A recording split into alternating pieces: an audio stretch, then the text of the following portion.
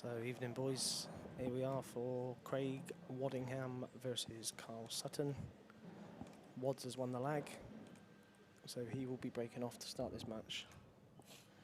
Before this starts, I'll give you a few score updates from Kapow himself. Arfan Dad leads Declan Brennan 6-1. Harjeet Singh now leads Tom Cousins 4-0. Shane Thompson on the main arena table leads Craig Lakin 5-2.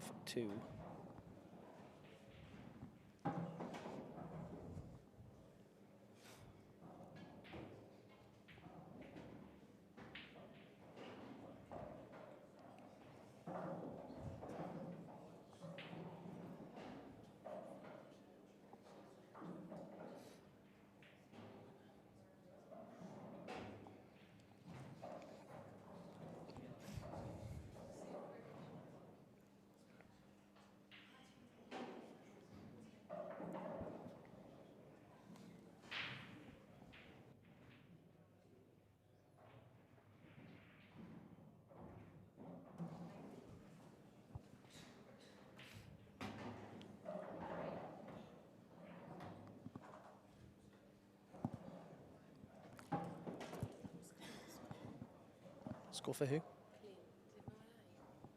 Clint Ianson trails 9-8, yeah. 9-8 behind to Martin Hazel.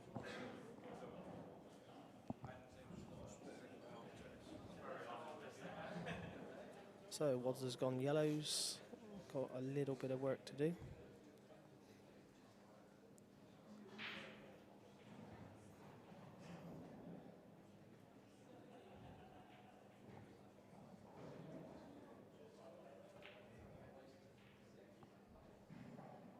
Okay, so he's rattled that one to the top right. Karl Sutton coming to the table on reds.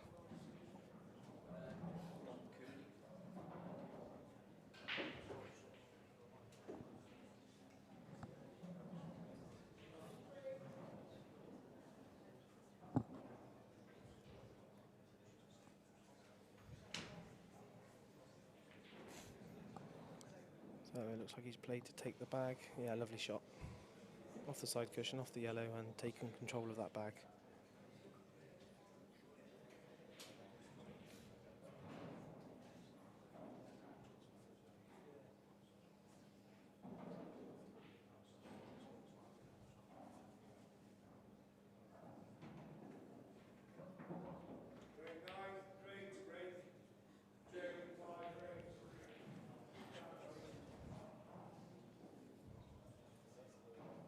As you just heard, Larkin is back to 5-3 behind on the arena table.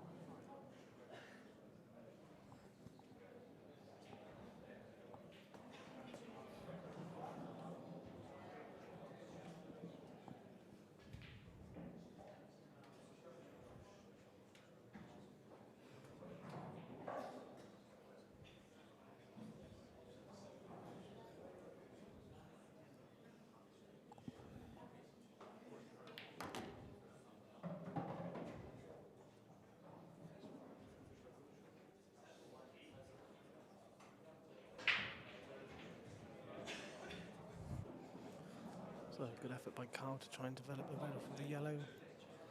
Just looking to see if this red will pass the yellow into the middle bag.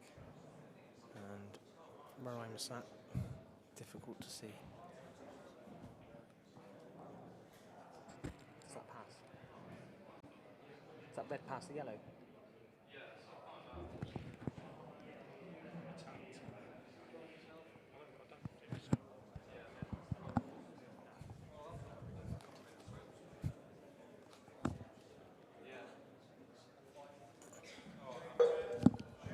So it looks like this red doesn't pass the yellow from where we're sat. Yeah, it does, passes off the knuckle. The information I was given was dud information. So I asked the opinion of two boys who were right in line with that, who said to me it doesn't go. So I took their word for it, and they've made me look stupid. Cheers, boys. So, lesson learned. Don't ask them a question if they're in line again. We'll move on from that one.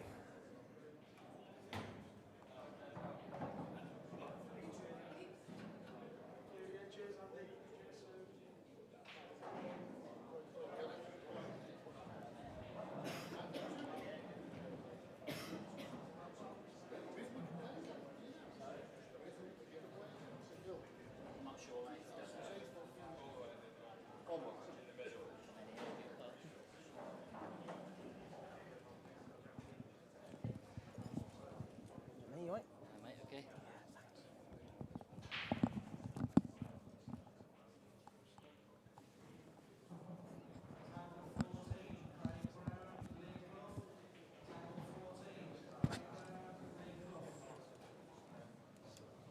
So you're...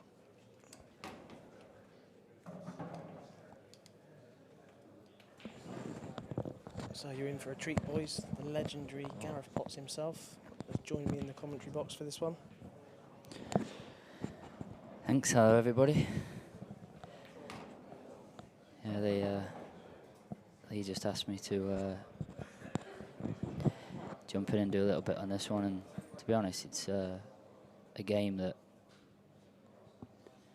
is definitely one of the tie of the rounds. I just looked at some of the matches going on, and I think if you could choose a match for the TV table, this one would be right up there.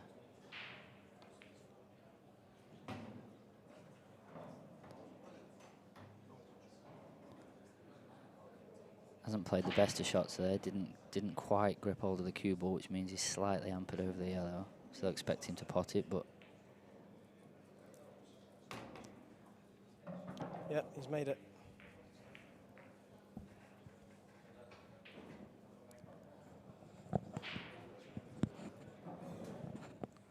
Let's put you on the spot then, Gareth. Who's your pick here for this one? Who are you going for? I think it's a flip of a coin. Obviously, both of these lads play a lot of the world rules, or I think all of the world rules. Both have got a good break, and both have got a lot of firepower. So I think they're all cliche, but the break is going to, I think, determine who wins this match. I think whoever pots the most balls off the break will win. Well, I'm not biased, but Wads is in the Kapow stable, so I'd have to favour that side. So obviously, you know, two very good players. I've backed Wads before, backed Sutton before in different events, and it just so happens that this time I didn't manage to get a piece of Sutton, but I managed to get a big piece of Wads. So the Kapow is hoping that it goes that way, but I'm sure we'll be in for a great match either way. I think that when you're backing somebody in a tournament, what you want is somebody that has firepower, somebody that's capable of blowing people away quickly. That's what you need to win tournaments. You know, it's some of the sort of slower, more methodical players. You know, if they keep having close matches, they end up when they get to the last 16, they get to the quarterfinal, they're almost sort of played out a little bit. Where, especially with these two guys, these are more than capable of getting to the quarterfinals and not really feel like they've sort of put too much effort in. You know, if they've blown people away sort of 11 threes, 11 fours, and that's the sort of firepower you need to win these big events, and these two guys have definitely got that.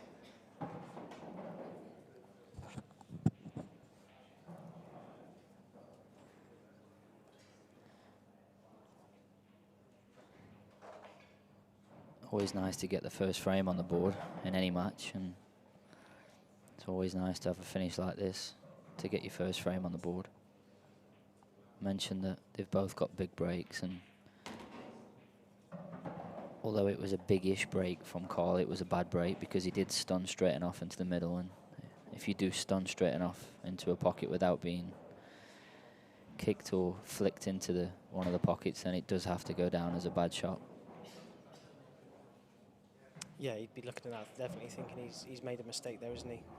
Well, yeah, because he's effectively hit the front ball half ball. You know, you're trying to hit the ball the front ball full ball, and he's hit it half ball. So you know, he's effectively hit the ball sort of an inch to the side,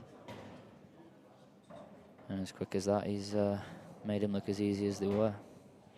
There we are, 1-1, and that's the good thing about this game. With two players like this, you're going to be able to watch a flowing game of attacking pool. And you know, obviously, I know the difference: world rules, black ball rules. But when you've got two players like this, the rules don't really tend to come into play too much, do they? No, they don't, and that's what it's about. You know, people want to see players attacking the balls. People want to see them playing the positive shots, and these two guys definitely do that. So whilst these are being racked, I'll just give you a quick update from around the room. Shane Thompson on the arena table now leads Craig Laking 5-4, and Shane was 4-0 up. Harjeet Singh leads Tom Cousins 4-0. Liam Dunster trails 5-1 to Jack Whelan.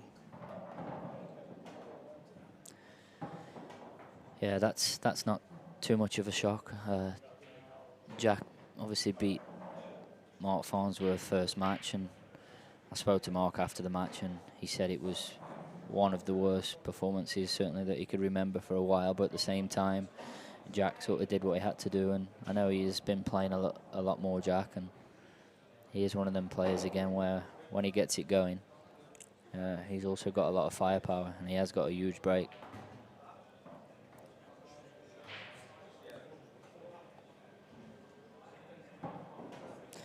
All the other matches on there are quite early on, so we can keep you updated with that. Another one on there which is a match for the connoisseurs, which I do expect to go a little bit tactical at times, is Carl Morris against Raybone. That's 9-7 to Carl.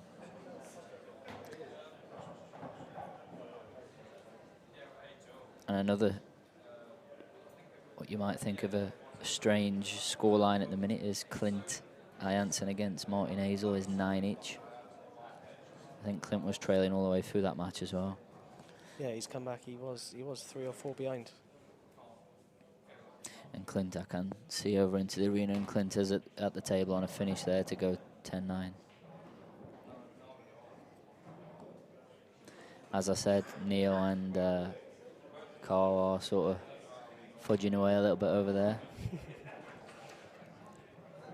They're actually on the next table to this one we're watching here, to the left-hand side. You can see the stool there at the top left pocket.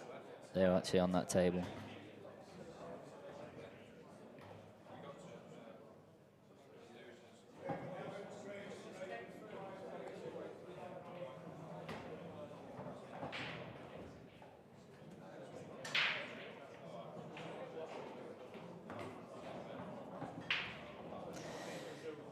As quick as that. That's how quickly English 8-ball can turn around, and Craig's fired out 2 quick frames there, and in most of those 15 or 16 shots he's just played there, he hardly queued up to the cue ball. He just got down, pointed the white, and just hit it. And I think when the balls are easy like that, you almost want to mentally treat them like they're easy and get on with it. And you know, some of the other players are walking around the table 5 or 6 times even when they're easy, and I just feel that exerts a little bit. You know, as I was saying before, you need to be able to blow people away. You need to be able to do it quickly, especially in events like this, double elimination. You hear it's a long weekend. You need to sort of conserve some of that almost mental sort of power, a little bit mental strength. And I think playing like Craig does, and certainly Karl does as well, and some of the other players. And I think it conserves that. You just end up where you come off the table and, you know, you may have beat somebody sort of 11-4, 11-5, and you don't really feel like you've had to give too much. You haven't thought too much. You've just strolled around the table like Craig did there and made short work of it, and that is important in big events. Would you think that sort of that style of play, obviously more interesting to watch, that obviously particular faster play, do you think that would affect the opponent a lot more? For example, you know, you've reeled 3 or 4 off in no succession whatsoever, nice and quickly, as opposed to, like you said, looking 5 or 6 times at an easy finish. Sure, yeah, no, it's a good point, and I think that you definitely causes more damage to your opponent, is I think what you mean. So, you know, somebody, you know, I don't know, like some off the top of my head, like a Yannick Beaufils, that would perhaps still reel those finishes off, but would take maybe 2 or 3 times longer. Yes, he's still won those 3 or 4 frames, but he's won it in 3 times the time. And does that have the same effect on you? I don't think it does. You know, if you lose those 3 or 4 frames in the space of, you know, 10 minutes, all of a sudden it's like, what's happened here? I was 1-0 up, next minute I'm 4-5-1 down, and you feel as like, well, what's happened here? Where someone like Yannick does that to you, yes, you can be 4 or 5-1 down, but that could have took 25 minutes. Yeah, so you're probably in that situation, you might feel like you're still like quite a part of that game, as opposed to feeling, oh my God, this is getting away from me. A little bit, and I think it depends on your mentality at the time, and, you know, how you're feeling and how you're seeing it, because there is another flip side to that you could argue of. You almost feel like you're being tortured a little bit over those 25 minutes. But I definitely think it causes more damage by hitting someone quickly. And I think it causes less damage to yourself in the sense of, like I said, you just feel like you just can just get on with it and just walk around the table like you're practicing, and you're not feeling like you're sort of putting too much effort into it, really. And you're not really going to see too much of a better standard in many matches than this. I mean, yeah, okay, the finishes they've had, you would expect them to get, but you still have to pop the balls. You know, they are still playing in a big tournament here. You have to concentrate and get the balls. Yeah, I think we've only seen 1 missed ball since the start of the match.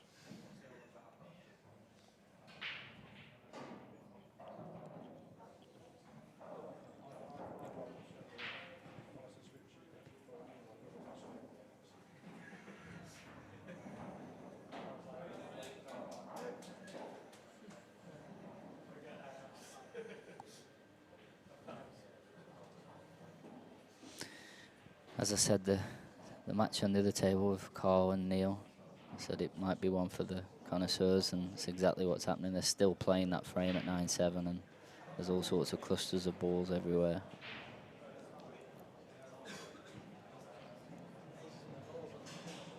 It's been going a while, that match. That started at 5:45, that match. So they've been playing a while. Craig Lakin is now 6-5 up from 4-0 down.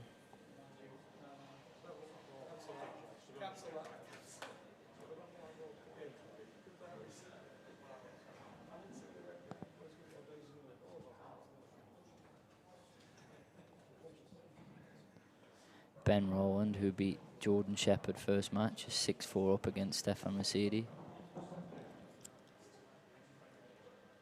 You can obviously keep track of all these scores yourself on Q-Score. Any of you have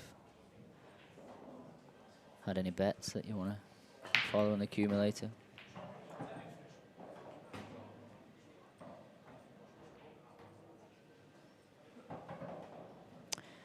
Big difference here in rules of black ball and world rules. What I mean by that is, at black ball you would play the yellow onto the red first shot, and the reds are unmissable. Obviously, world rules, you can't play that shot, which makes the reds not as easy as, well, they would be if you could play that shot I just said. So he will go reds, but like I say, they are a little bit tougher, hence that you can't play that plant first shot. But he struck that nice. I'm not sure if he can get to the potting angle of the red over the middle that I mentioned. Yeah, he can actually. I've just had a little look, and you can see him pointing there. He can actually get to the potting angle. He has got an option if he couldn't, so he could play the red that's in the middle of the table, that's almost on the blue spot. He could play that in off the red, but I think he can get to it. Like he got a big bounce there actually as well off the cushion. He seemed to ping off that side rail. He was playing to be on the one into this left corner next.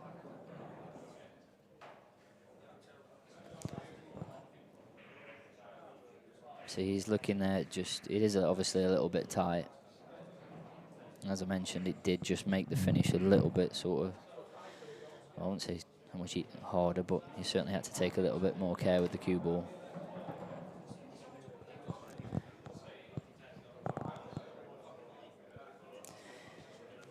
Looks like he's run that a little bit too far.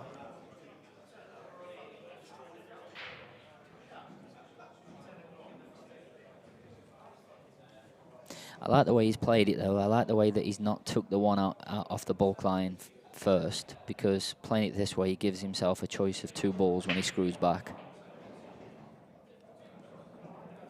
If he's not on it, then he's going to obviously have to pot the one that's on the bulk line and stun the cue ball around the 2 rails, but he wants to play it now because he's got a choice of 2 balls.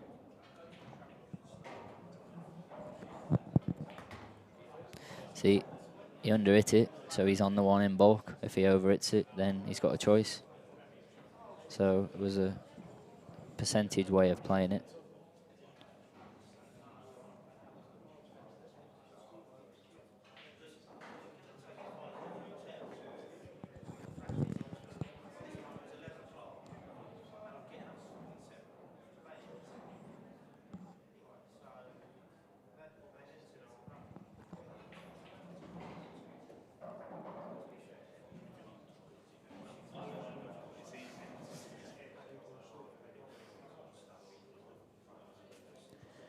I think he feels he's just come with the off angle on both balls, like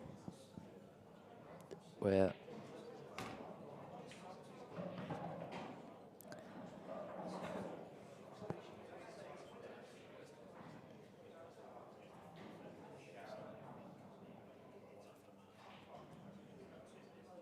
don't know if he can just play it with left hand side or if he needs to play it as a little sort of punchy stun shot. You can see there he's playing with left, but I don't know if he can just play with left. Yeah, he could. It's a good shot. It's amazing how many times that happens as well, because there you're playing for the side cushion. You play and aim for the side cushion. Amazing how many times it actually does finish dead on the side rail.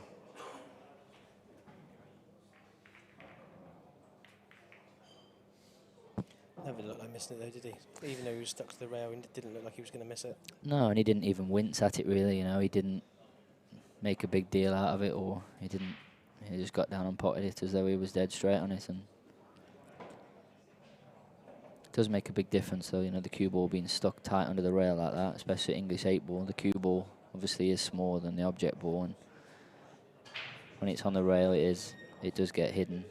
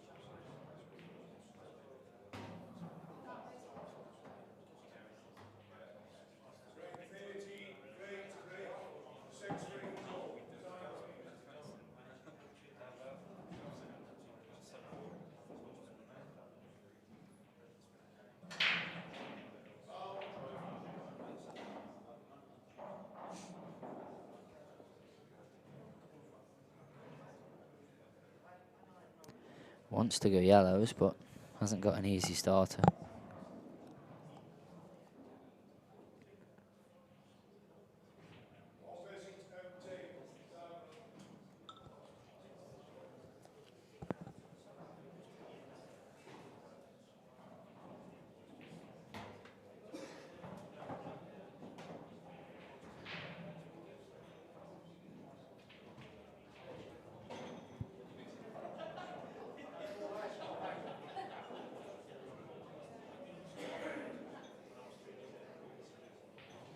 So because of that, obviously he's gone reds instead. He's going to look to take these 3 out at the top of the table. Transfer his way down to the bottom 3. Yeah, not an easy finish this, because the red that's next to the black only goes into one pocket, and obviously that's the right middle. So he's going to go the one that's on the baulk line, leave an angle, pop the one that's on the rail, and then he needs to land straight on the one at the rail. And straight on the one at the rail. I was going to say that. Well, he's going to have to change the route now, I think. Just shows how leaving the correct angle and everything is so important. He wanted to be straighter on that. He can still dig in here, can't he?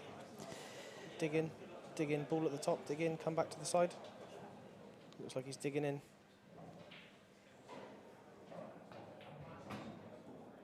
Played it nice. He wants a bounce. Played it nice, perfect. He'll be happy with that.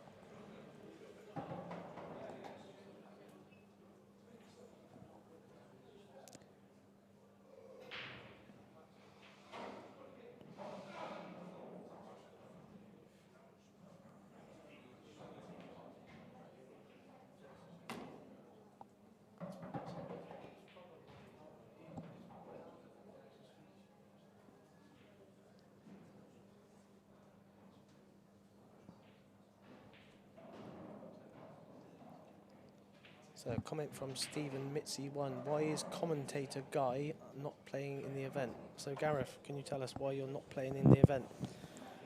Yeah, I've only just come back from China. I've only been back a day, and 3 of the 4 events clash with my China dates, which then means I missed the grand final. So effectively 4 out of the 5 events clash with commitments in China. So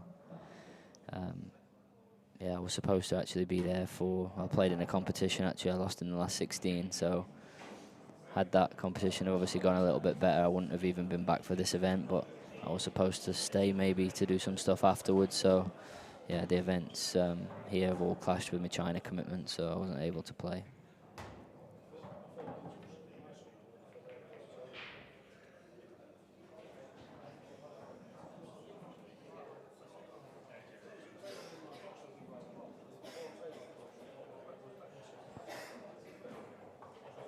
Maybe he was referring to you. I got a funny feeling he might not be referring to me, because most of the boys know that I am in the event. Played my first, obviously got in on the bonus ball. Ah, right, okay. Got in on the bonus ball yesterday with 15 numbers. Right. Managed to get in. Played this morning. Played well to start with, 7-4 up. And then a little bit of bad run, which stupidly I let it affect me in the head a little bit. And then the next thing you know, it's 7-0, and I lost the game 11-8. Who was that against? Played Gaz Royds, so both of us didn't play. Both of us didn't play very well. But yeah, it's a game I probably should have won the game, to be honest. But obviously that's a big lesson learned. You know, I love me pool, play lots of pool, tend to play black ball more than world. Well, black ball, not really play world rules. So nominating was a bit bizarre because I'm not used to doing that. And obviously I had to think about shots as opposed to just getting down and playing them. And I like to just get down, play them, and away you go. So, but it was good. It's good to be here. Yeah, it's a good experience. Oh, it's great. It's great to be here. It's great to see all the guys. It's good to be a part of it. And the place is buzzing. The place is brilliant. It's you know, it's a real eye opener. So, see how I get on tomorrow morning against Oli Bale, and I'm either finishing early doors, or we will move on to somebody else. But I certainly think his comment was regarding you, sir.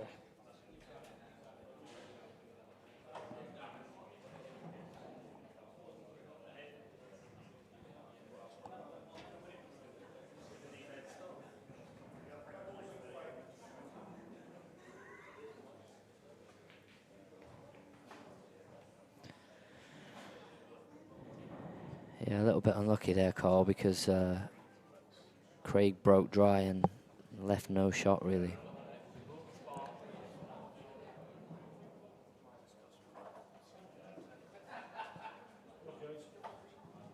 Rocco, what'd you say, mate? Finally, a voice to the name, Mr. Kapow, mate. Yes, mate, this is Mr. Kapow here. Have you got both of these? No, I haven't got both of these, mate. I've got, I tried to get both of them. and I didn't achieve that. So Craig Waddingham is in the Kapow stable, and Karl Sutton is not. But good game so far, mate. High quality standard. I don't know how much of it you've seen, but obviously, like Gareth said, 2 power players like to finish, and that's what we've got at the moment. 3 each.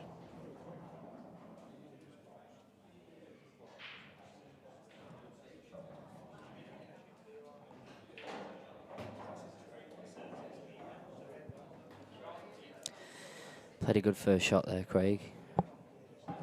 Developed the bad ball that was on the rail, and obviously the problem ball is the yellow to the right-hand side, but it does go in the corner. So as long as the cue ball is on the line, if you sort of drew a line from the 8 ball down to where that awkward yellow is that I'm talking about, that's the sort of line he wants the cue ball on, because you see he can't be any further to the right because he'd be snookered behind the red, and too far to the left, the cut's a little bit too thin, so that's the line he wants to get the cue ball on.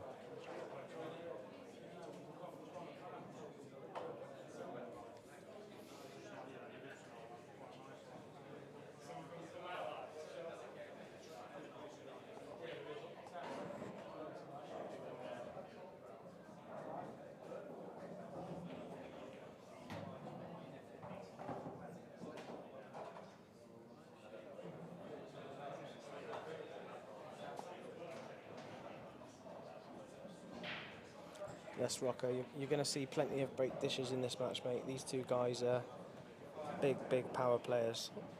If there's a finish, then they're going to take it out.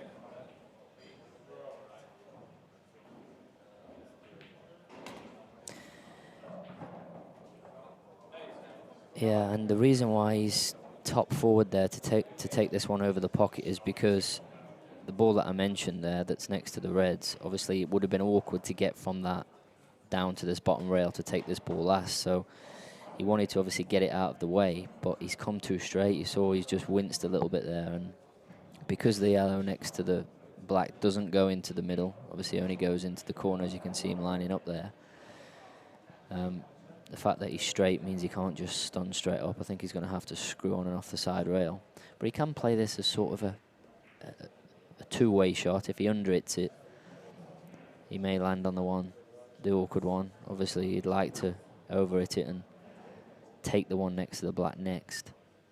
You can see there, as I said, if you drew a line from the black ball, that's the sort of line he wants the cue ball on, but it's not as easy as that to execute it.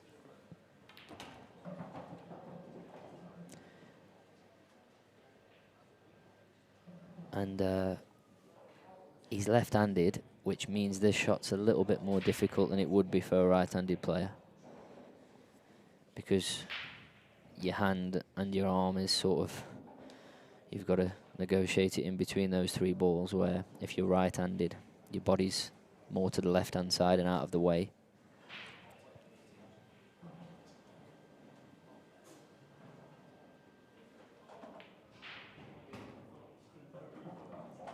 Good shot.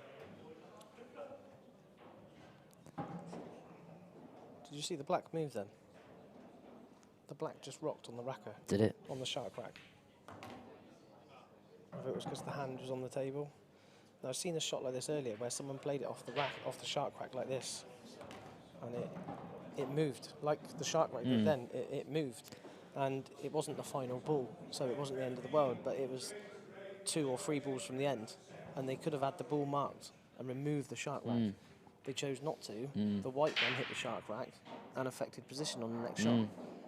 And it's when I watched it, it looked a very silly thing to do for the sake of marking a ball to guarantee a finish. Yeah, and the thing to remember is, you know, they use these racks obviously in the American game and in the Chinese game where the balls are a lot bigger and a lot heavier, so it has minimal effect on the balls because of the weight, where especially like you've just said, the cue ball, which is lighter than the other balls, you have got to be careful.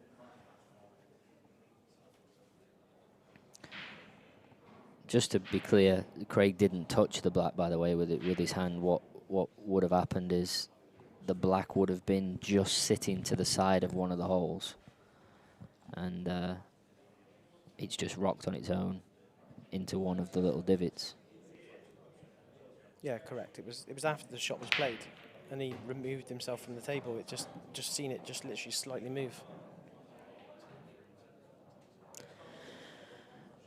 It's a nice break, hit him nice. One went directly into the middle, and that's something that I've noticed, I think, from watching the last event and watching bits that I have seen of this event.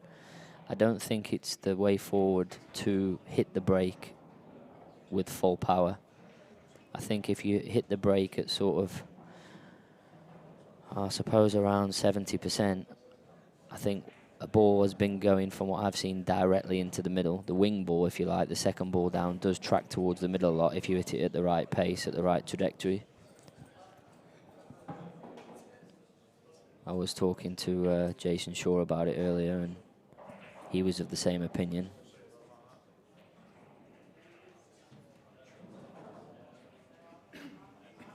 Would have liked a little bit more angle on this ball down the rail.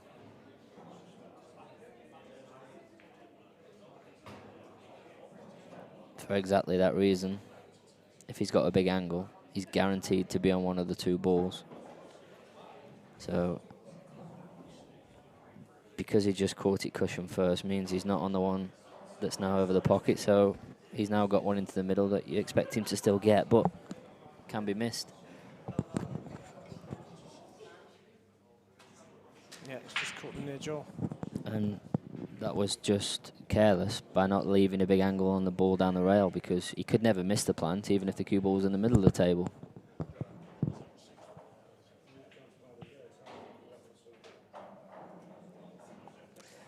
And these are the frames that mentally do hurt. And what I mean by that is, when Karl broke off there and made a ball and saw where the balls were sitting, you almost mentally give yourself that frame. You know, you almost mentally expect yourself to clear up. Especially two guys that play it to this level. When you see the balls like that, Karl will be thinking, right, that's 4 each. And it is a mentally big blow if you make a mistake like that, and especially if Craig punishes him. So what's the plan here, World Rules? Is he going to cover the bag? Is he going to pot it? Is he going to try and come down to this red? Well, see, now that's the kind of shot that I probably would have played that shot. However, is the percentage in World Rules not to take that bag? yeah, I think there's a case for covering the pocket. The only thing I would say is, by covering the pocket, because the other red goes past the yellow, in that instance, you're not really gaining too much of an advantage if Karl just bounces his bad ball out of the way. You haven't developed any of your bad balls on the side rail. The other ball still goes past the yellow. So in that instance, there is a case for going for the finish. But I do think a lot of the players do need to just work out the percentages a little bit more, because pool is a lot about percentages.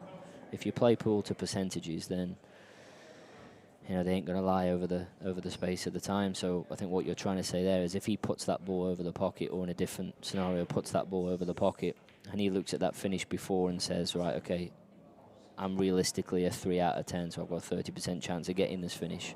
If I put the ball over the pocket, the next time I come to the table, I might have a 70% chance of winning the frame.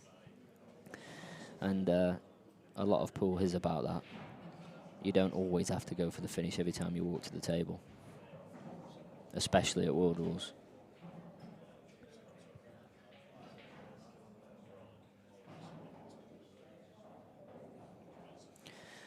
Yeah, I can tell you there, Steve, that Darren Appleton has pulled out of the event. So he has got some ongoing family issues that he's had to go.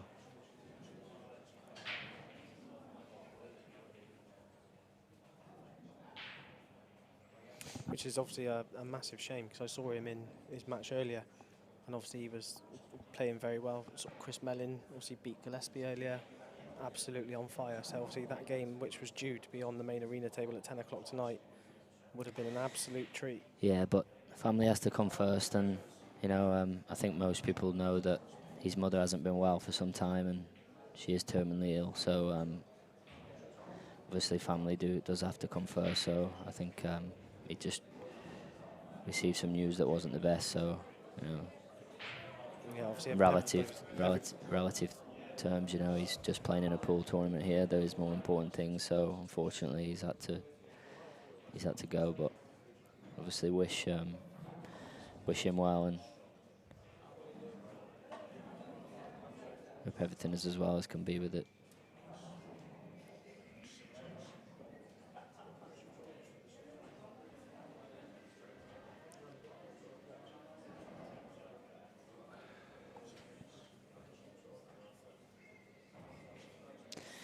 Not the best of shots there by Karl. He's hit that twice as hard as he wanted to. He's doubled his yellow halfway up the side rail. Good shot. And it was a straight double, but it's not easy playing doubles on brand new tables that are playing slippy. It is a lot easier when you stun it like that. It does create more of a natural angle. It's a lot harder when you obviously roll it, but it does still slide even when you play it with pace.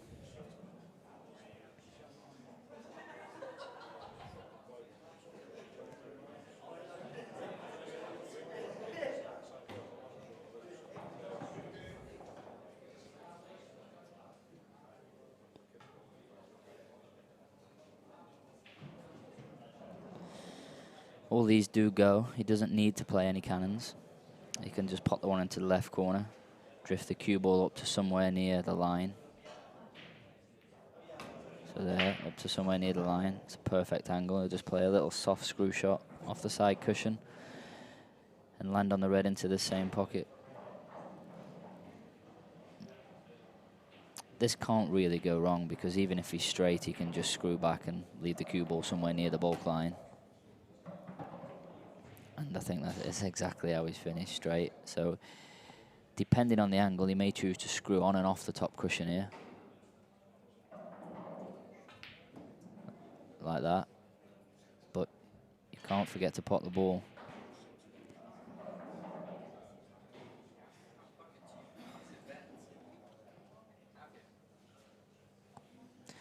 He's left Karl a perfect angle as well, just to pot this and land on his ball down the rail first shot.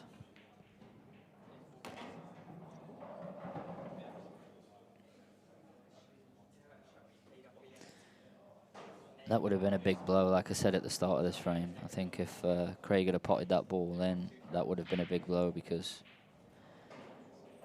it's your 5-3, 4 always quite a big difference. But mentally, it was a big difference when Karl had an easy finish to start with.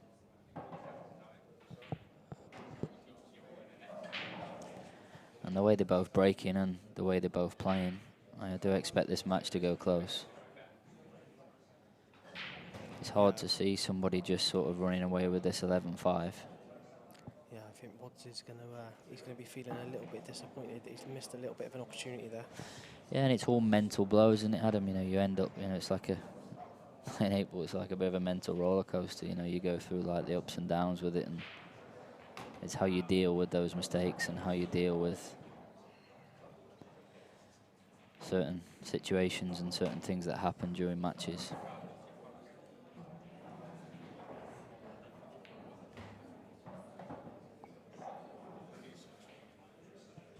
So we're back all square at 4-all. Karl's got a little smile on his face. He probably knows he's got away with one a little bit there.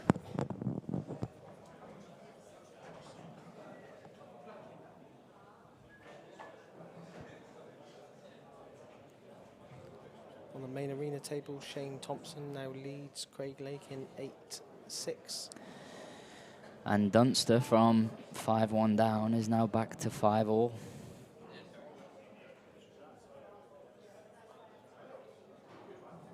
Tom Cousins making a small fight back.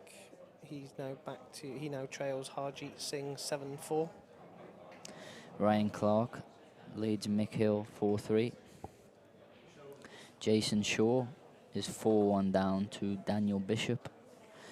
Obviously Welsh flag by his name there, but not really sort of involved in the English circuit anymore, so apologies, but I'm not really too sure who Daniel Bishop is, but he obviously must be able to play a little bit. He's won his first match and he's 4-1 up against Shaw in the second match. Yeah, likewise. Unfortunately, I don't know who Daniel Bishop is, but echo exactly what you said. Is, you know, you don't need Jason Shaw 4-1 if you can't play, do you? No, and I don't know who he's beat in his first match, but obviously he's beat somebody to 11 first round also.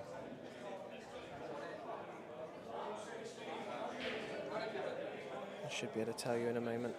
Right, Rocco, surprise Dunster versus Whelan's not on any stream tables. So the way it worked, mate, when the games were announced, there was a votes for each session that were put on Facebook for people to vote what games they wanted to be on the stream tables. So the games that you are seeing on the stream tables are those games that got the votes.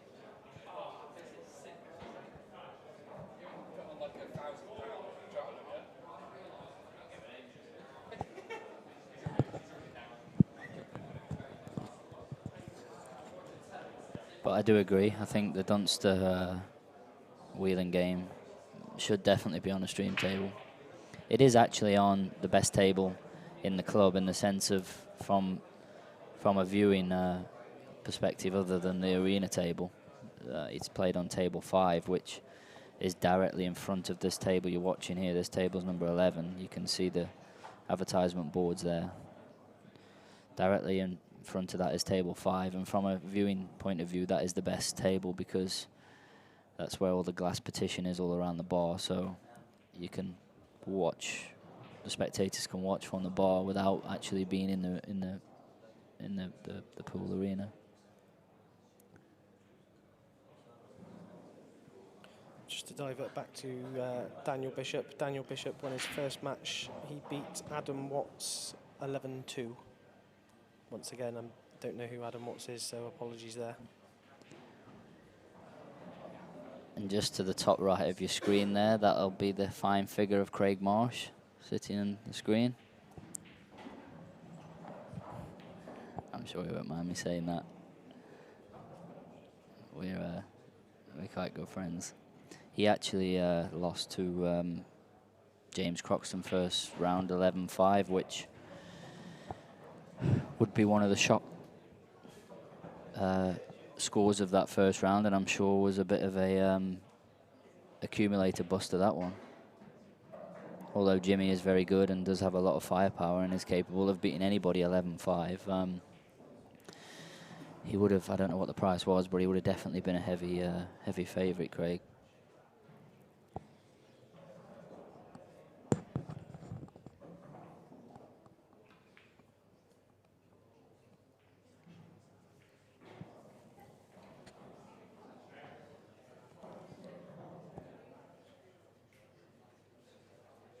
I think in these frames in particular, being a sort of die-hard world rules player is definitely an advantage because there is certain shots that coming from playing the black ball rules that you would definitely miss and almost be a move behind, if you like, if it was a chess game. When it does get a little bit tactical, you do need to be sort of quite acute tactically at world rules.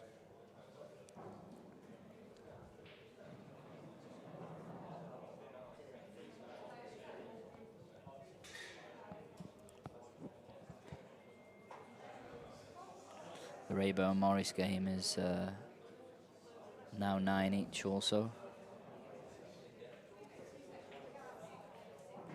But Karl is at the table clearing to go 10-9. And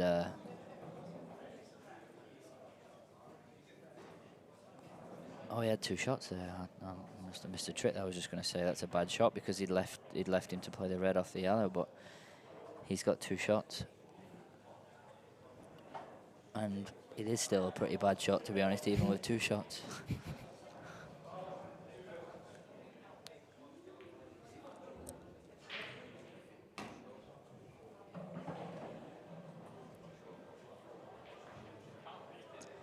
He'll definitely be playing the ball down the rail at some point, probably now, to try and cover the pocket because he can play one of those reds off the yellow if he doesn't cover it.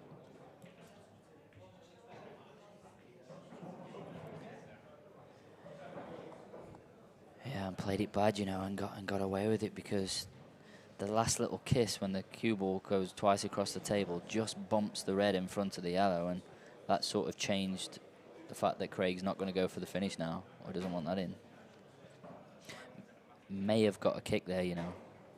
May have got a slight kick because he was playing to overcut that and play it into the left knuckle, and I think probably got a kick and it went fat, and that's why he potted it direct.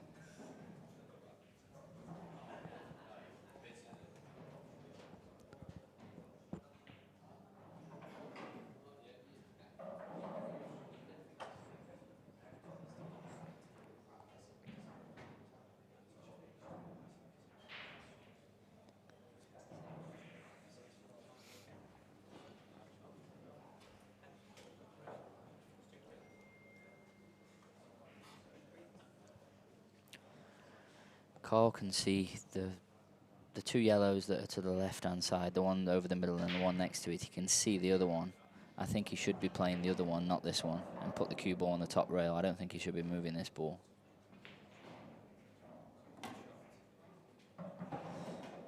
So I didn't realise he could get through to it enough to pot it. I thought he was playing, he's clipping off it. He's now got a decision to make.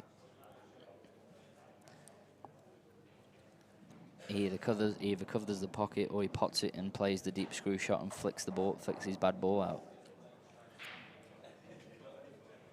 Or he flicks off the one that's on the rail and bumps it out and pushes his ball over the pocket. Like that, he just looked. I think he's going to play that, the third choice. The reason he doesn't want to just pot the one over the hole direct and screw up is because he's not guaranteed to land on anything.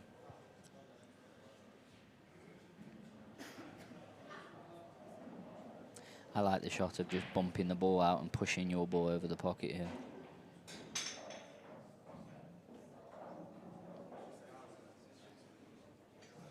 If he does happen to pot it, he is going to land on the ball into the middle or the corner, because he's going to bump it out into the middle of the gap of the two reds. He's playing the deep screw. He's playing the deep screw, and he's not guaranteed to land on one. And he has he's landed, and he can clip it into the middle. He'll take that.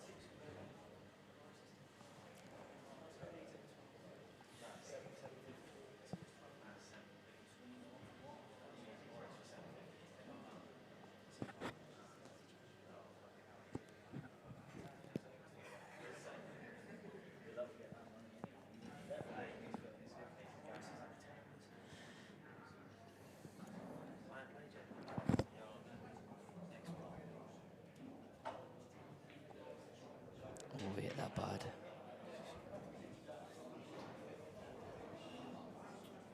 He hit that really bad. He's done all right, though. He'll be happy with the result, considering. Oh, someone's dropped a glass.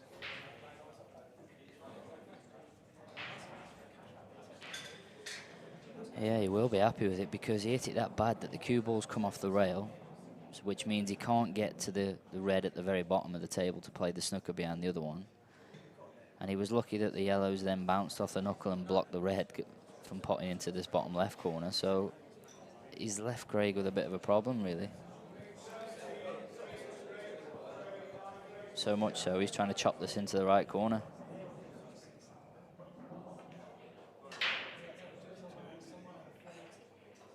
Clever way of playing it, this. I like that shot, because the ball doesn't go in the middle. So the only option he's got is to play the plan. I like the way he played that.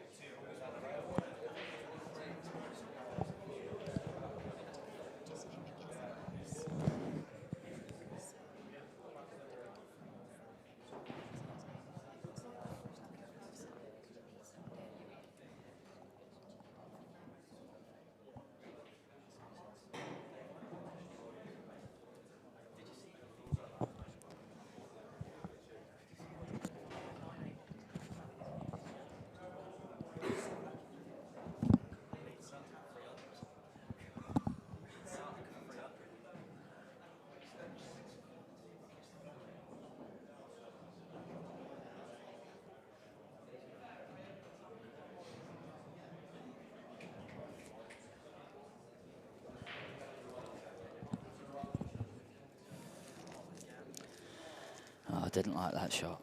Didn't like that at all. I mean, like, the percentage of not leaving him on some sort of shot there was very low.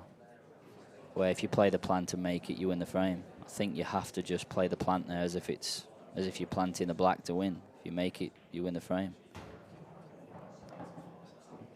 In that situation, you've got to go down trying to win the frame rather than trying to play a really low percentage safety shot. 100% the wrong choice of shot, that.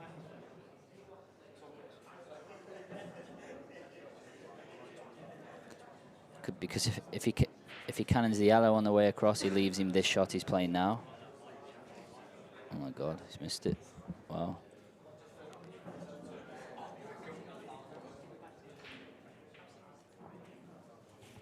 Well, from what started off the first sort of 6 or 7 frames, a really high standard and looked like it was just going to be like bombs at each other. It's now turned into a bit of a mistake fest, really.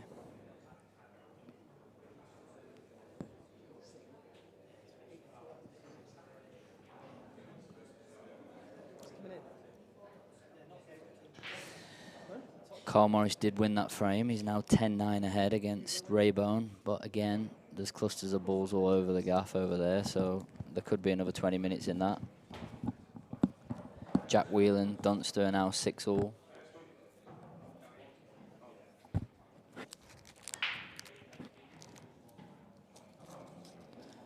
Shane Thompson is now 9-7 ahead.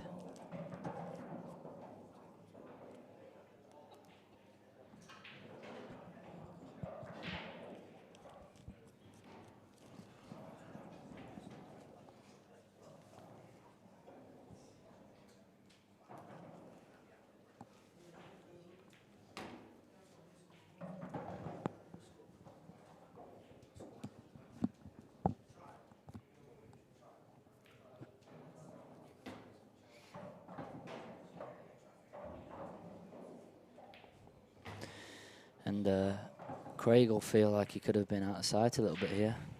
And I mean, sort of 6-3 is a pretty big lead, a race to 11, and that's what it should be.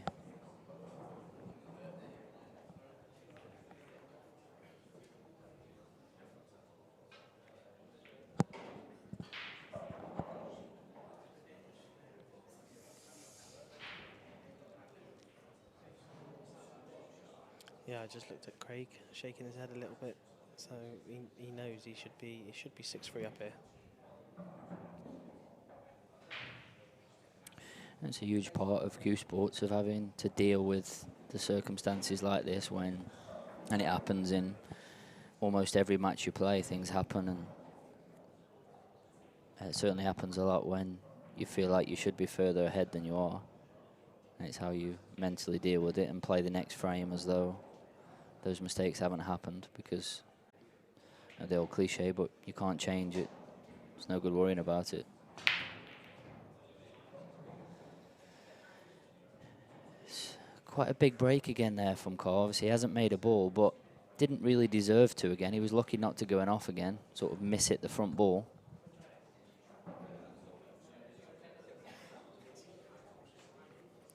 Everyone is trying to hit the front ball flush, so the cue ball isn't tracking towards one of the middles, or if you're playing it as a stun or a screw, isn't tracking towards one of the corners.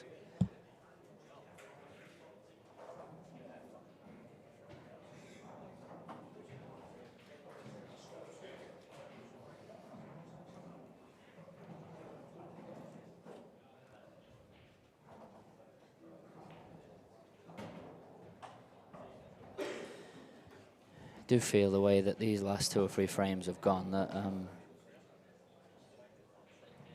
Craig does need to get this finish. Not so much the score. I mean, it's not exactly going to be alarm bells if it's 6-4. I just think the way that he would have lost the last 3 frames, if he does miss this finish, the way that it's gone mentally will be hard. So I do think it's quite important mentally that he gets this finish. And they're not a gimme, because the red that's next to the black obviously only goes into the left middle, and there's not an obvious ball to get good position on that from.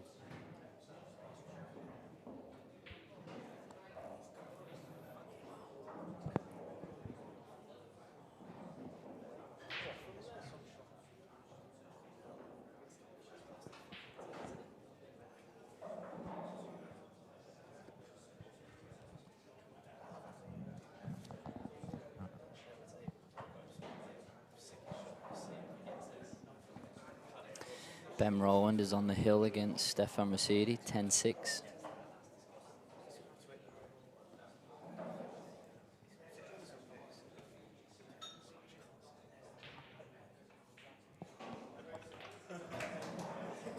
So a question from Rocco for you is, who do you fancy to win, Whelan or Dunster? They're currently locked at 6 apiece. Yeah, you have to say the momentum's with Dunster after being 5-1 down.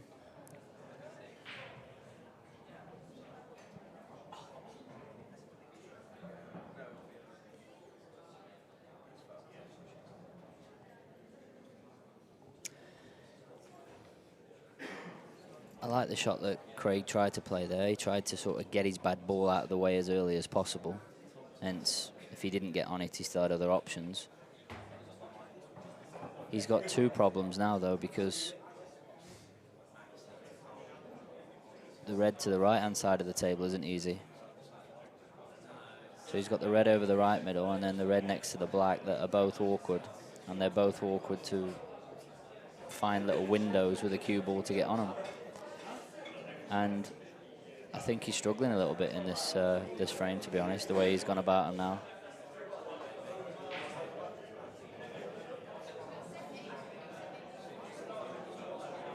Yeah, this has now become quite difficult from here. How does he finish these from here? Well, he can finish. He's got to pot the red that's in the middle of the table and screw back in halfway in between where the red and the cue ball is. Then cut the one into the middle, and the cue ball then needs to hit. See there, where he's just put his cue exactly halfway in between the red and the cue ball. He then clips the one into the right middle, check, depending on the angle, maybe a little bit of check side, and then cannons the yellow full ball. Then a full ball cannon on the yellow does leave him an option of either top spin, so he can top side cushion, top cushion. He's not on it, he's shaking his head.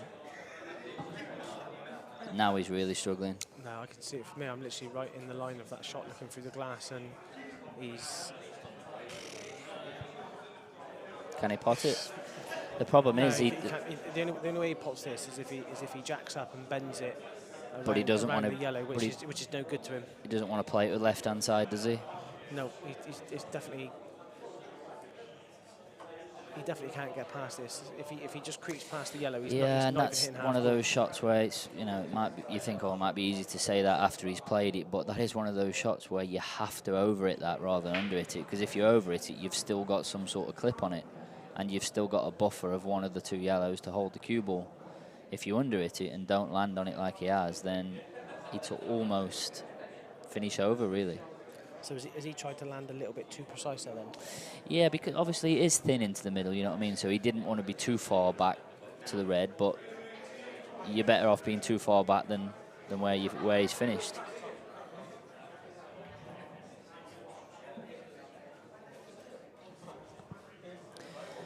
Well, the only thing I can think he's tried to play there is he's tried to cross double and plant it onto the other red. It's the only shot he could have played, but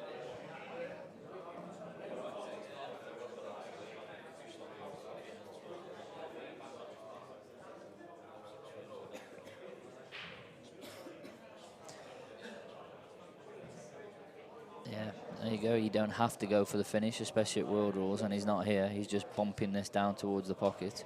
Oh, dear. Well, he's left him on this.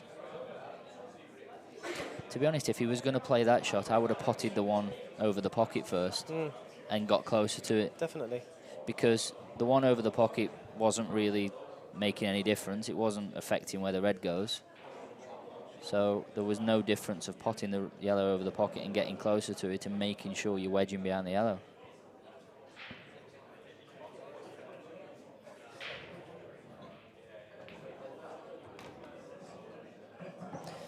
That's a good shot. And I think he can dig this enough, can he? It looks like he's got enough angle to dig that deep, screw it off the side cushion to come back across. It's one of those shots where I think he can play that shot, but he's got to hit it softly because he doesn't want the cue ball pinging off the side rail too far, because he needs the cue ball on the right-hand side of the table. So it's one of those shots where you've got to time it so well, get the cue ball to bite quickly, but get it to stop quickly. And it's not an easy shot to play. No, because if he tries to play it too soft and doesn't follow through on the cue, the potential is Yeah. that white's going to go straight into the yellow. Exactly. Isn't it? And he needs to miss that. Yeah, if you decelerate, then you get no action. If you hit it too hard and grip it too much, the cue ball screwing off the side cushion is going to end up on the left-hand side of the table. I think you may have to play a cannon here.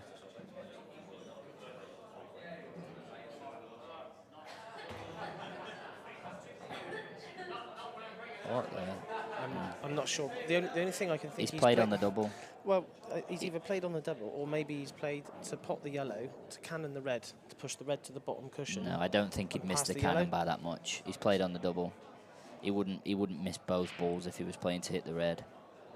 See there, see where he's pointing his tip? That's where he played to be. So he's under hit that by loads then, hasn't he? Yeah. He's miles short there. Yeah, and you're struggling to see where he can even fluke it, really. That's the worst place you want to put it. I did say I thought that was a big frame for Craig, just given how the last couple of frames had gone and how he'd lost them. The thing is, it was always a tough finish, wasn't it? With the red by that right middle, he was always chasing it a little bit. Yeah. And like you said, he almost tried to be too perfect on that red, which then cost him having a shot on it.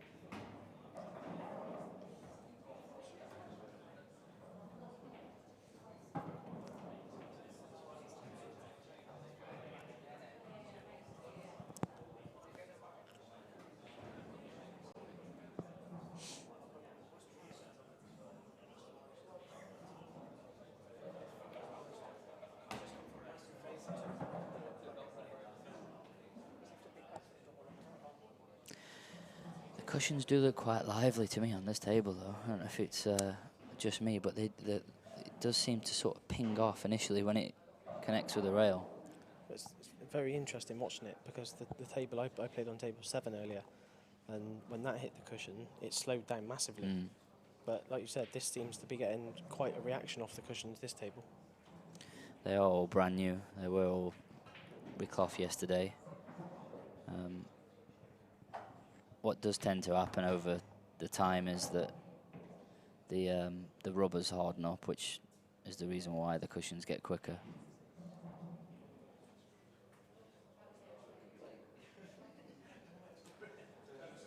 And the reason they harden up is mainly due to the atmosphere, the weather. See, look at that, that flew off.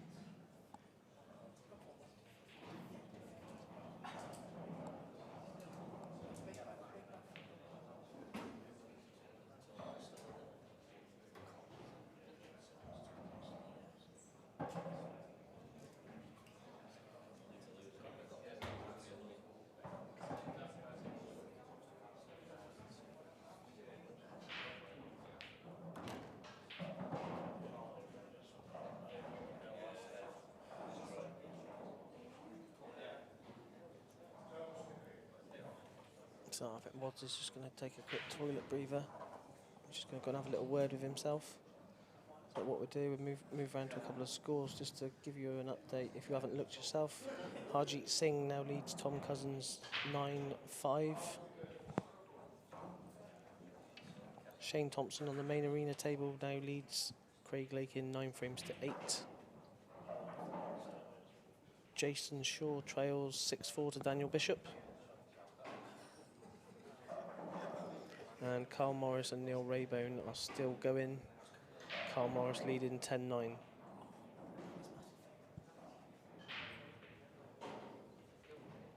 Liam Dunster now leads Jack Whelan 8-6. Carl is 10-9 ahead against Raybone, and they said that they're having another sort of chess battle over there, and those two would be very, very good tactically at World Rules, both of them. Oh, sorry to jump in. Harjeet Singh is now on the hill. He leads Tom Cousins 10-5.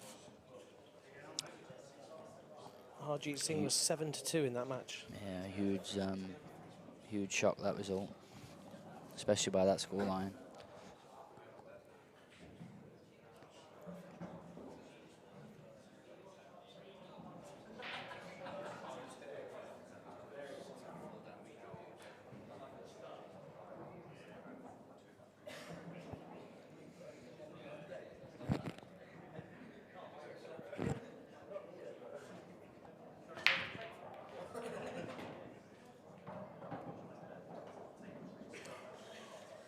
Good break. And has to take this finish out.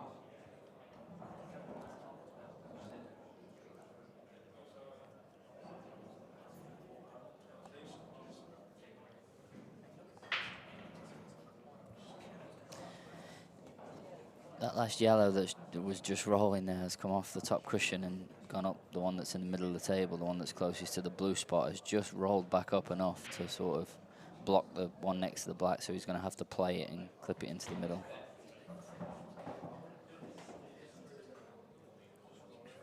Things just sort of fall in a little bit awkward for him, to be fair.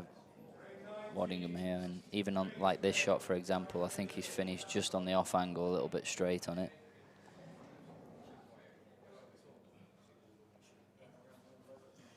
And it's only little things, but sometimes it's only the little things that cause you to make mistakes and miss the balls or play bad positional shots. And if you leave yourself the natural angle all the time or the correct angle, and the game's so much easier. You see what I mean? He was just a little bit awkward, and now he's a little bit awkward again. So he'll pot it and just top the white off the side cushion and possibly leave an angle where he can either drop in behind it, he can have an option to stun into it, or an option to play the double. He could have 3 choices after this shot.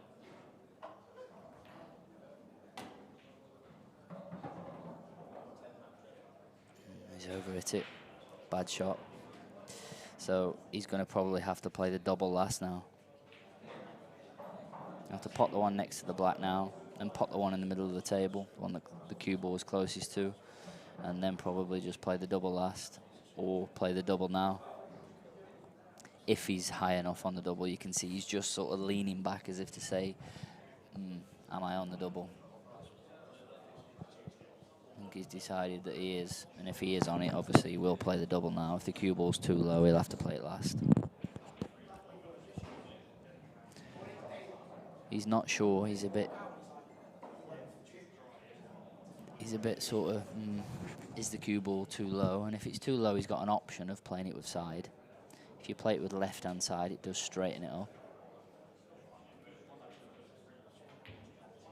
See, wasn't sure he was on that. Maybe he was. Maybe he was too worried about the double kiss and has aimed it too wide, but either way, he wasn't perfect.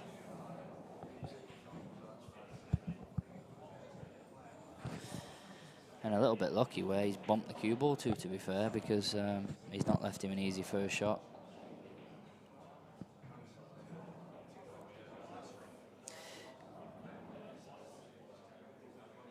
Carl Morris has beat Raybone 11-9.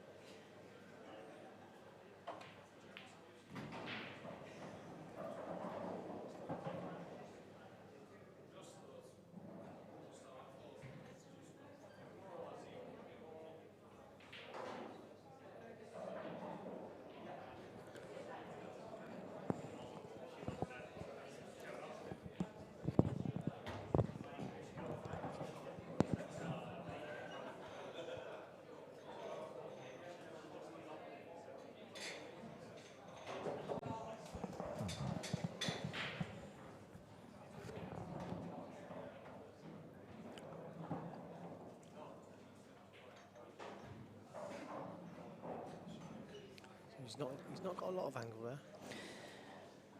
No, He and might have to punch this in. yeah, it's just one of those where you just sort of make sure the pot and don't try and be too clever with it, I think. Just like that, that's good enough.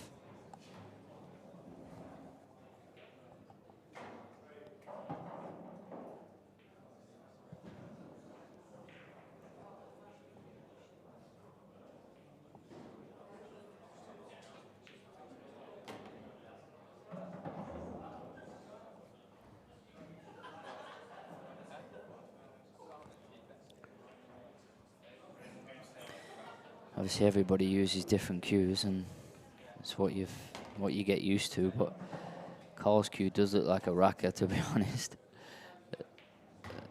It looks probably worse than a racker. It's just like a.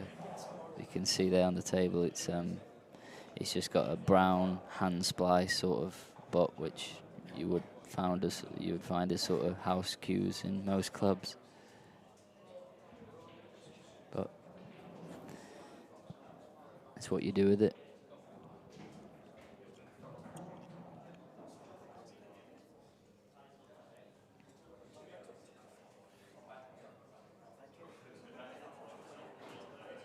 Craig Lakin on the hill now versus Shane Thompson. Craig Lakin leading 10-9. It's been a close match, that one. It's been a close match. It's been quite a quick match, though. Well, it has. I mean, Shane Thompson led 5-0, I think. Then obviously Lakin then came back at him. And since then, it's been nip and tuck. So that's probably been a good match on the main table, that one. And I think when I sat down to do this commentary, when this score was 1-0 or 1 each, that was 4-0. That's now 10-9.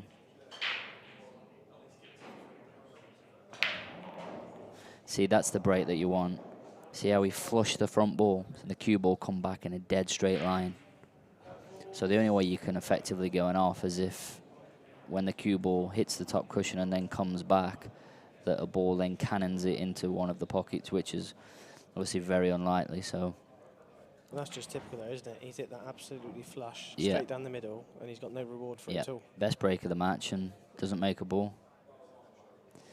But it's just one of those matches where Waddingham's had all the chances, but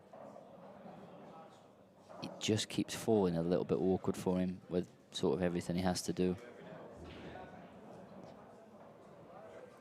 Even when he has had first chance in most of these frames from sort of 3 each, there's always been a little bit of something to do, and it's when he's had to try and do it, it's always felt a little bit awkward. And again here, it's one of those frames where you sort of expect to get the finish, but you've still got a bit of something to do.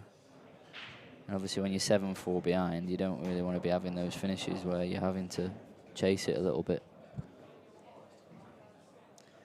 That's what happens. It does seem to fall a little bit awkward when you're losing. Yeah, he could just do with a nice, easy finisher, couldn't he? That's what he's after.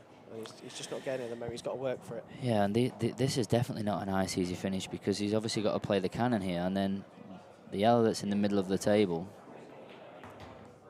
I don't think goes anywhere. So he's got to play some sort of little cannon onto that.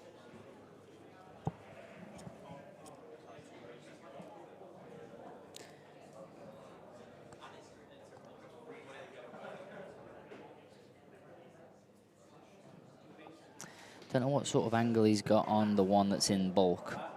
So if he could pot it into the right corner and screw back and knock the other yellow up over the middle, that would be ideal, because he can then play the cannon off the one he knocks over the middle onto his bad ball.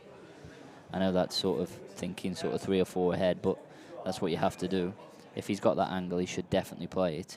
And it's not an easy shot. He's got to jack the cue up and bridge over it. But I like it because of where he'll push the yellow to. This is quite acute into the middle. So it's important that he leaves an angle now on this third to last ball, because he has to play in off that.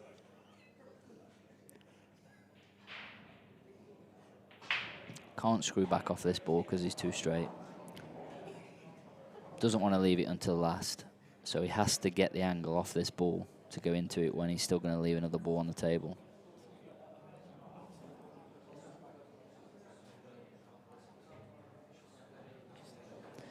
decided to defend. And I like that shot as well. I like that. He hasn't panicked, not 7-4 down, sort of going lashing at the finish. I like that. A lot of people in the room there, they've gone chasing the finish. 7-4 down, panicking a little bit, feeling like, oh, I've got to get back into the match, got to go for the finish. That's the right shot. Yeah, I'm definitely one of them. I probably would have chased the finish then, whereas he's thought about it. He's played the sensible shot, hasn't he? Yeah, because he could have potted that and left the cue ball where it is and screwed on and off the side cushion and cannoned the ball out and landed on it and been racking the balls up now, sort of thing. But as he left him the plant first shot to knock his bad ball out. He's going to have to do something because look at where the Reds are.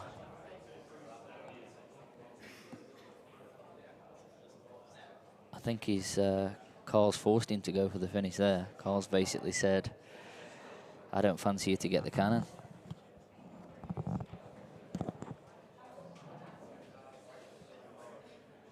Yeah, I mean, Karl played a very adventurous shot, didn't he? Karl played to double the red down to the bottom left whilst developing his two reds. And whilst it hasn't worked out, it's forced Craig's hand, hasn't it? Yeah, he's played an attacking shot and he's basically just said, well, if you don't get this finish at this visit, then you're going to lose the frame.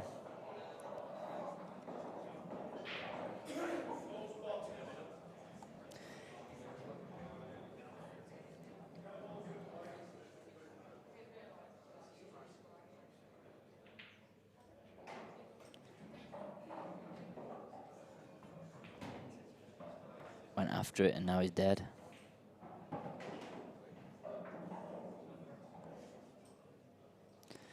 Because even if this does pass the black into the middle, which I think it probably does, I think he's finished dead straight on it.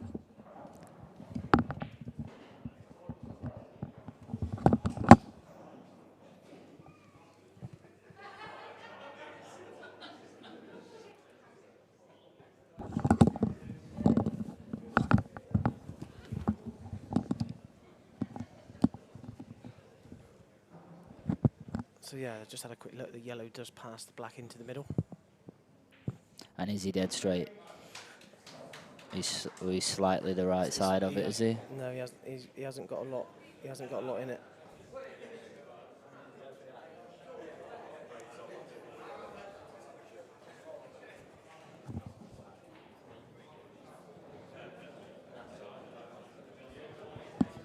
I'm surprised he's not moving the shark crack first. Well, now he has a chance. It's a small one, and it's a slim one, but he has got a really good angle to cannon the red. So we're going 2 rails, a little bit of right-hand side, and he wants to just make contact with the red that's on top of the yellow. It's just all about picking the line. Here it comes. Oh, he's desperately unlucky because he's hit it full ball. He's got a tiny little gap, but is there enough room from where you are to pot that yellow? No, I don't think so. Because if he plays across it that way, it's going to squeeze the opposite way. He needs to be playing down towards the bolt line, doesn't he, to squeeze it the other way? It'll have the reverse effect. Depending on how big the gap is here, I think if he plays across it this way, he could push it even further to the left knuckle. Maybe not. Maybe there's enough gap. Let's see. A couple of millimetres. It's thin. Good shot. How's his luck? Hold on to your hats. How's his luck? Oh, he'll take this because it goes, does it? That. I don't think that passes the red. I Not think to the bottom left. Do you think it does? I think it goes. Yeah. I think it goes. It definitely goes. Yeah, good shot. He holds his hand up. Good finish, wow. I mean, you've got to say 8-4, and it's especially given how would have lost the 8 frames from 4 each. You'd have to say he was struggling. 7-5. He's still there. But that's just one of them. He's played a good shot to go off 2 rails with a bit right hand side to develop his yellow, still lands a little bit awkward, and he's not getting that little bit of run at the moment, is he? But he still managed to pull off a good shot, and to be fair, probably deserved to land on the black, didn't he?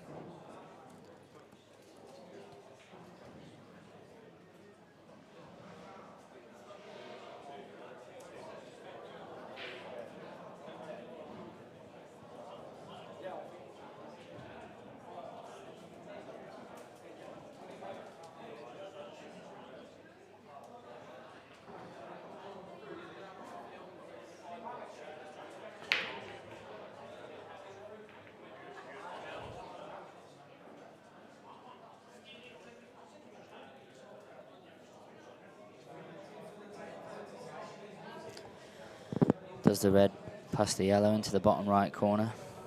It's all about that shot. If it passes it, the reds are easy.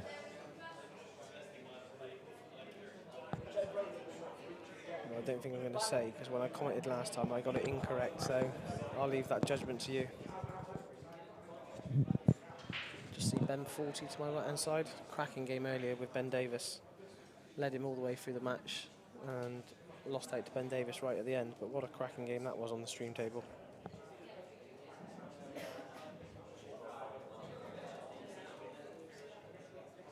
As I said, the game on table 5 with Jack, Whelan and Dunster, because of where it is on table 5, it is like a sort of a viewing gallery sort of all the way around for the petition, and there is a lot of people watching that match all around in the petition. Breaking news, Craig Lakin won that final frame decider and beat Shane Thompson 11-10.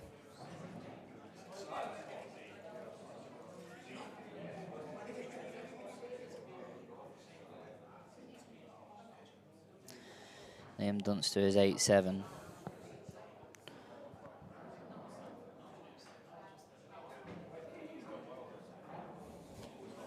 Tobias Bolt, 6-1 up.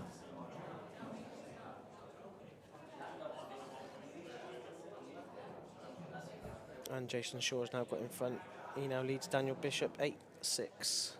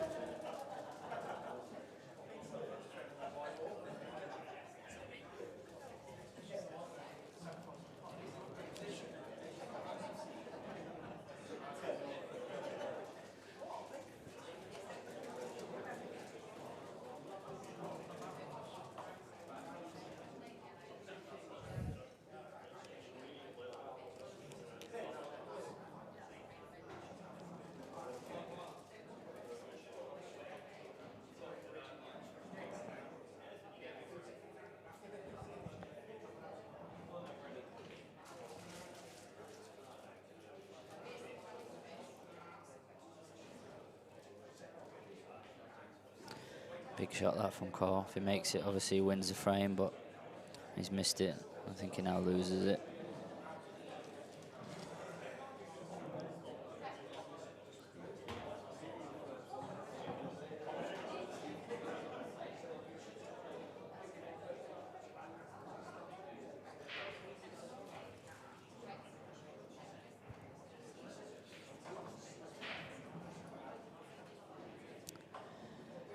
Mick Hill is on the hill.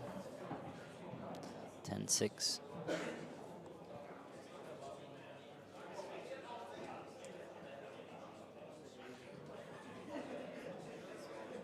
From where we're sat, I can see Harjeet Singh at the table against Tom Cousins, leading 10-7, trying to finish off and take the match.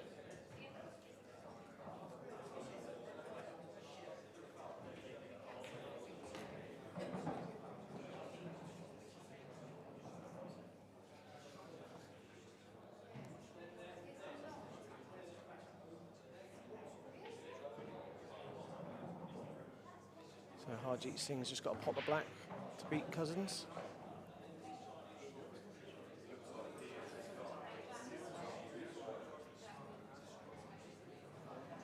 And yeah, he's done it. Harjeet Singh beats Tom Cousins. Beat him 11-7. There's a shock.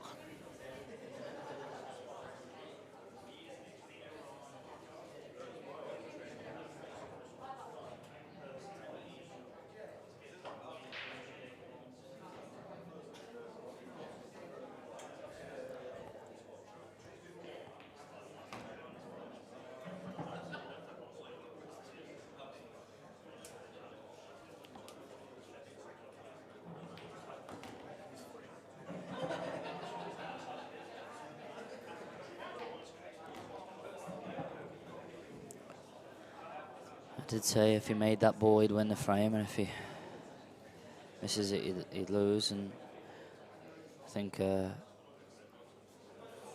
even though Craig's a frame behind, I think he'll be the happier of the two players.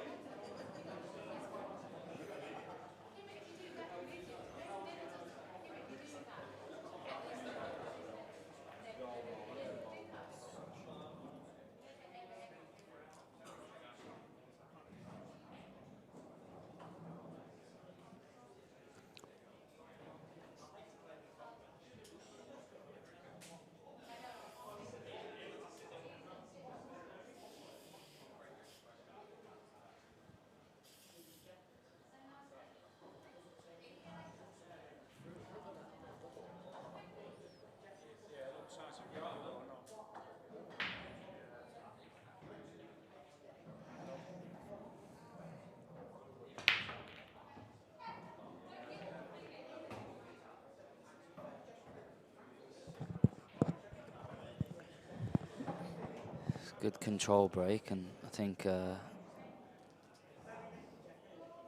I said before, I think it's better not to hit the break too hard. With this new short rack, they definitely track towards the pockets when not hit at 100%.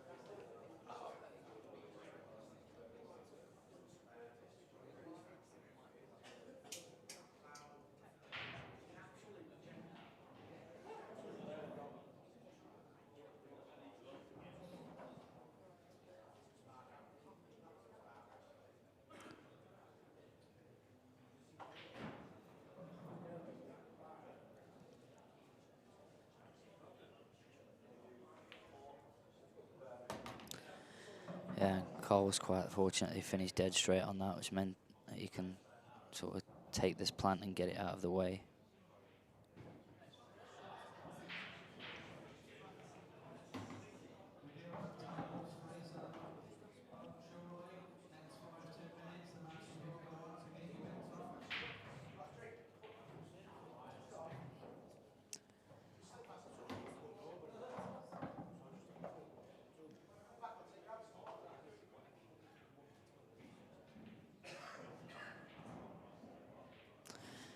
May choose to screw back and take them both into the same pocket here, just to make sure that he had the angle. Obviously the black does only go into the left corner or the right middle.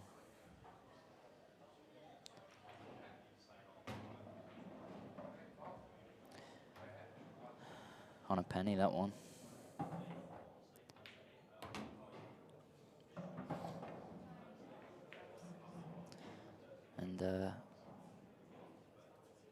say maybe the chances that Craig missed in the sort of middle part of that match is sort of catching up with him a little bit. The balls do tend to punish you sometimes.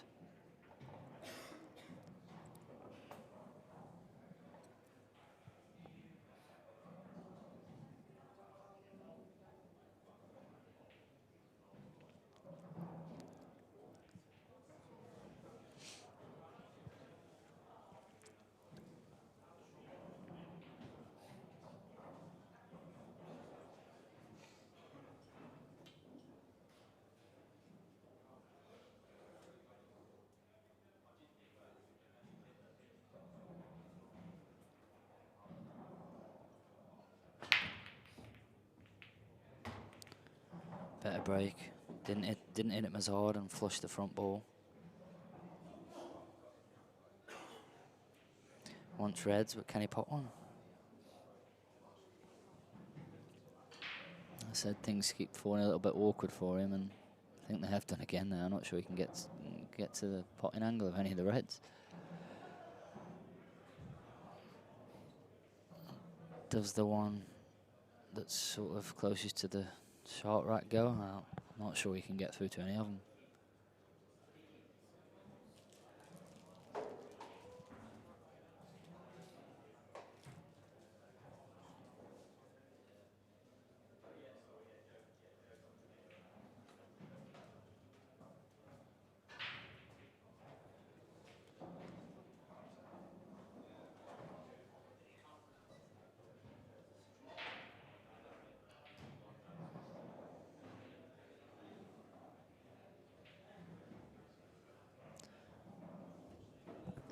They're unmissable as well, really, the reds, if you can just pot one. It doesn't really want to go yellows.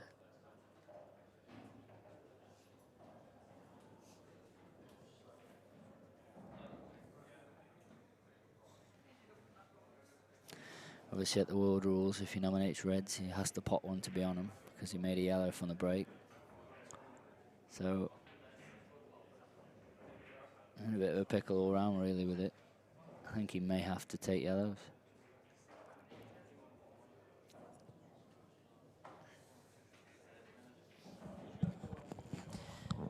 If the yellow does pass the red into the middle, which I don't think it does, then would have made it a little bit easier, but you can play the yellow off the red and just bump the red away.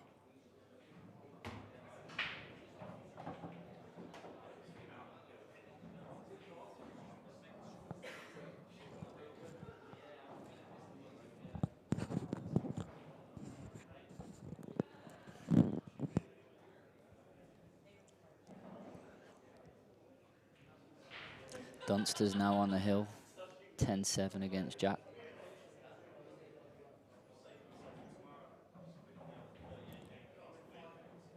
Jason Shaw's also on the hill against Daniel Bishop, 10-6.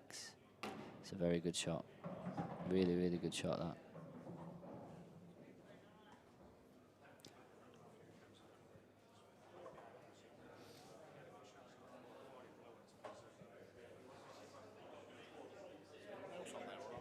Yeah, he's just gone to.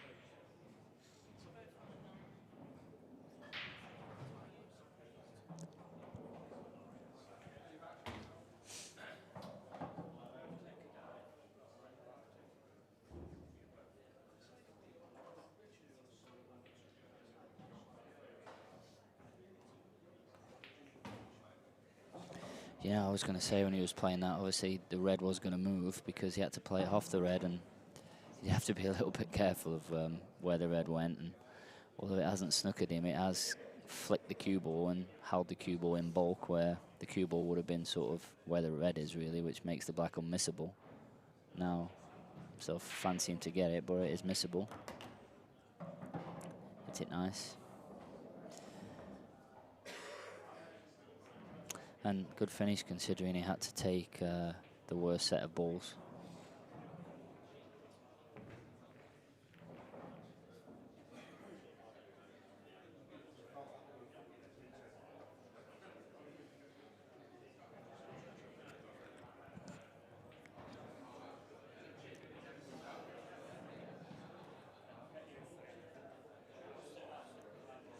Lee Clough is 6-3 down to Greg Batten.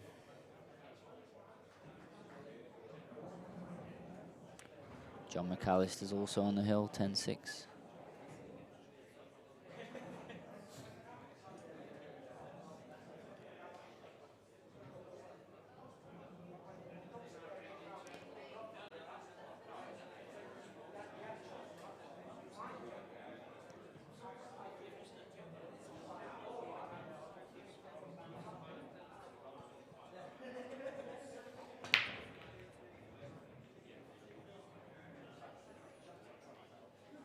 See, I think when you hit the break too hard, you don't make a ball. I think you need to hit that sort of 20% less than he just hit that.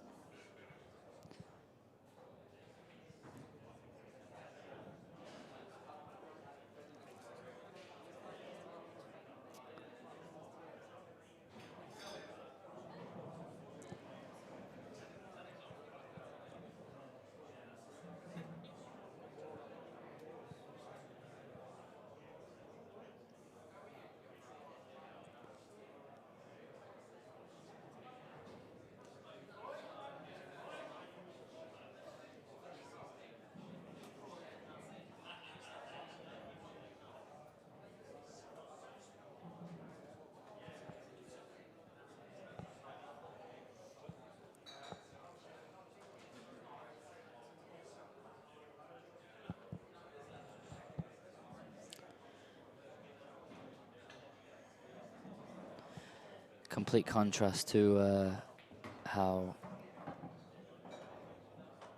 Craig started this match, pace-wise and rhythm-wise. I mentioned the first cut the frames, I saw him clear. He didn't really even cue up to the cue ball, and certainly didn't really look at where he wanted the cue ball, and he just maybe took 3 minutes there before he played a shot, and rightly so, obviously. It is to go 8 each.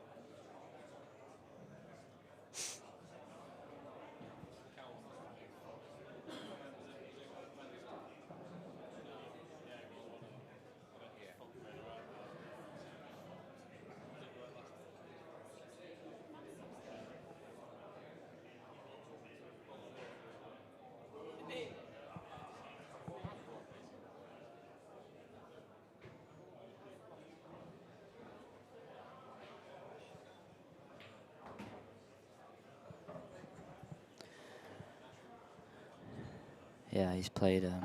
He hasn't played on the plant there. You can see the one over the pocket, so he'll just pot that and drift up, and he'll wanting to be landing on the one that's in the middle of the table, the one next to the shot right next.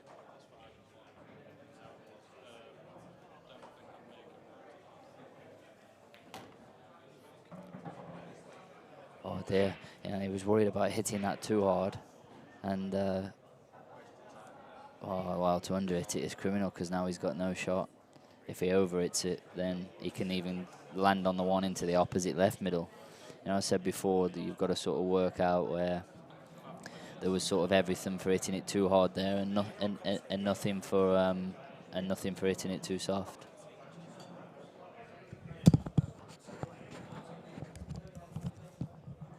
So It's another mistake there, and now he's struggling.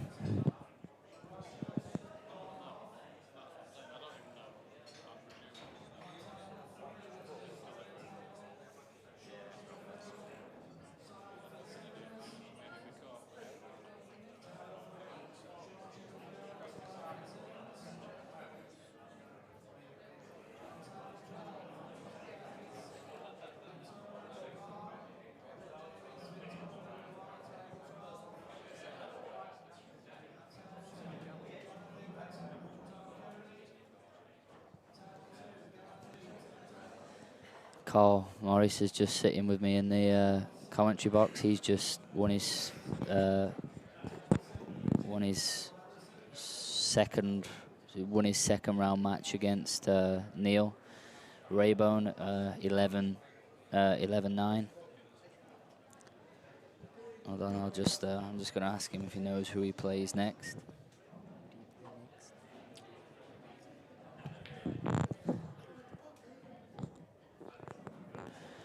Yeah, no, he's not sure who he plays next, but that's him on 2 wins, and that's a bad miss there for Craig, because, like I said before, when you have a finish like that, especially at this later stage in a match, when you have a finish like that, you almost mentally count it as though you've won the frame. And when Carl broke dry there, he would have came to the table expecting to be 8 each.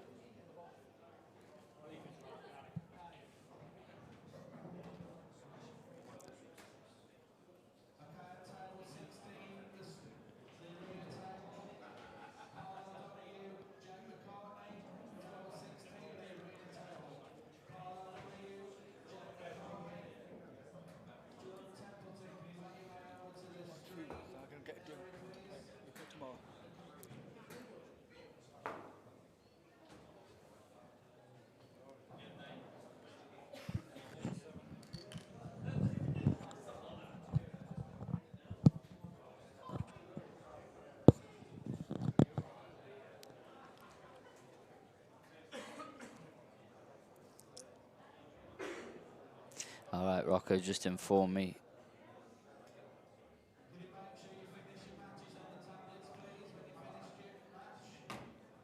that that was the first round match. So Kenneth, that's why I'm not playing. Yeah, I've only just come back from China. I've only been back a day, and I was supposed to be there for another week. So my schedule in China means that I can't make, well, at least what I knew, 3 of the 4 events. The last event, it changed, and I ended up flying out straight after. But I thought I couldn't make 3 of the 4 events, which then meant I couldn't make the grand final. So that's the reason.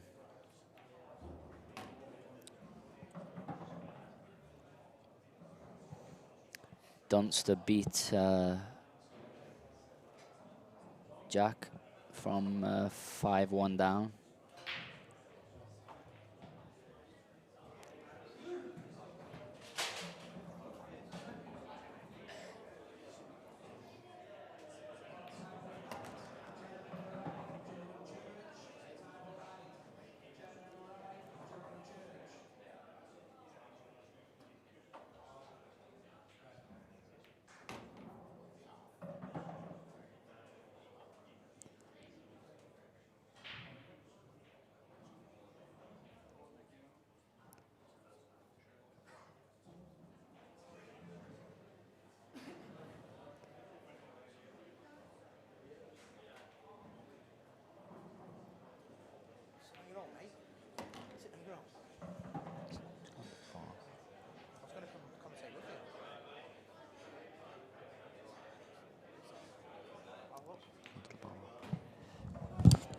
He's coming back. He's literally, I've got someone with me. He's just gone to the bar.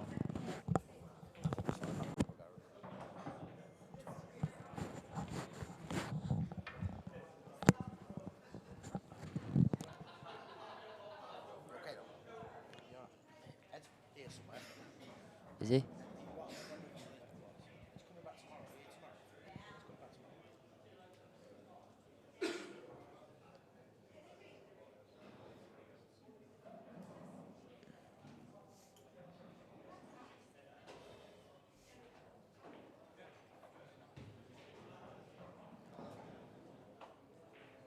Adam Davies is now 7-6 ahead against Greg Batten. I think he was 6-3 down there.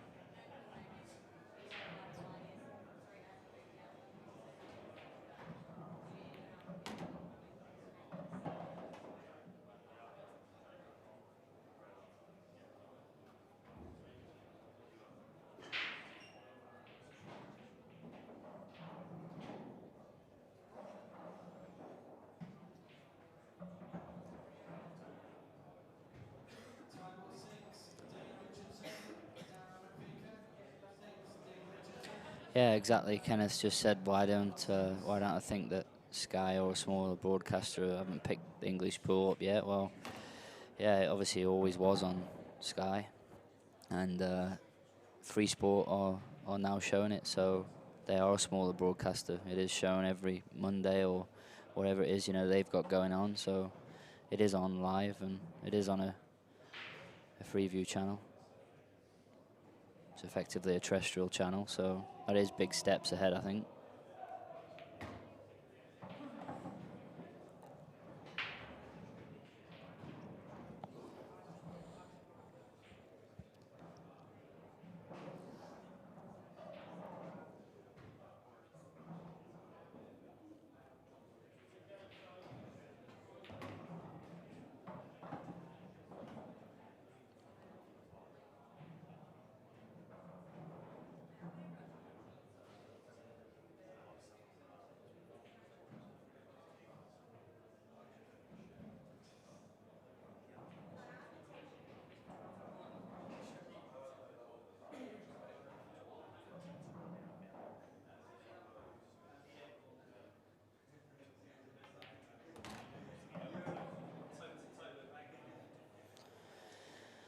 So a couple of times there that Craig has chose not to move the short rack and played the shot, and the cue ball just seemed to skid a little bit there across the rack, and he is sort of 3 inches short of where he wanted to be. He'll still hold the cue ball on the red like that, and he'll still pot it, but I do think that he needs to, on the big shots, needs to look to mark the balls and move the short rack.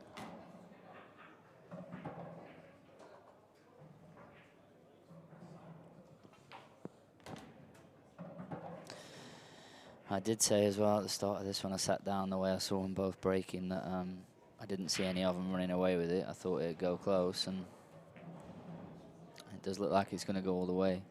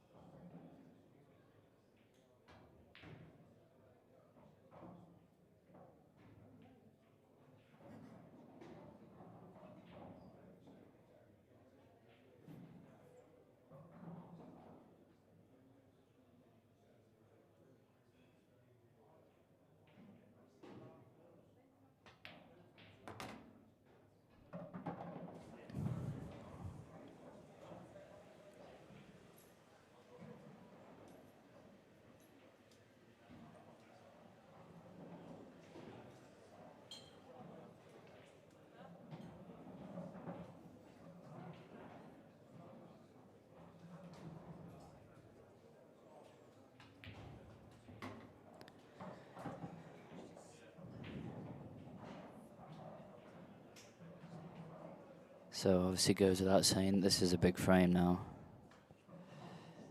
9-all, 10-8 is huge, and Karl's just played a good double there. I think he thought he'd come a little bit low on it, but he played it aside and straightened it up.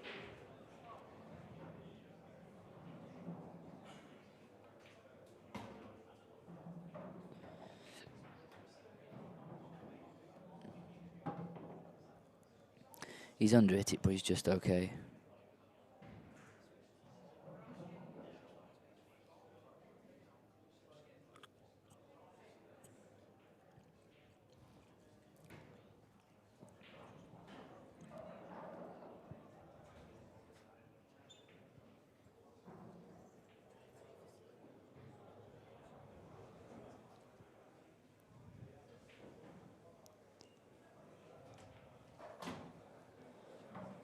Well, he didn't think he could hold it, and he's played a good shot. He's played a cannon into the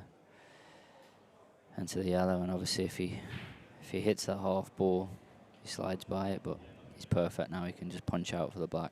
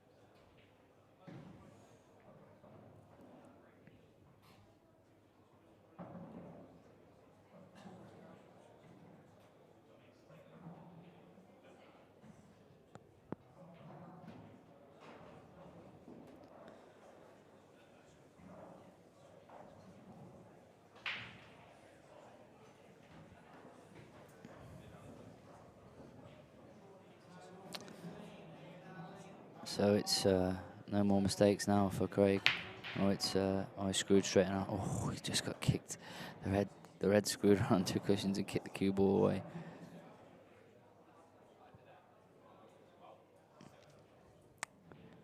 And I think these reds are going to be gone because they're only sort of slightly awkward. Red, he'll have an option of playing the plant and kicking that out, or he'll have an option of just playing a straight double. And obviously when the ball's close to the middle like that, as long as you get the cue ball in the right place, the double almost becomes unmissable.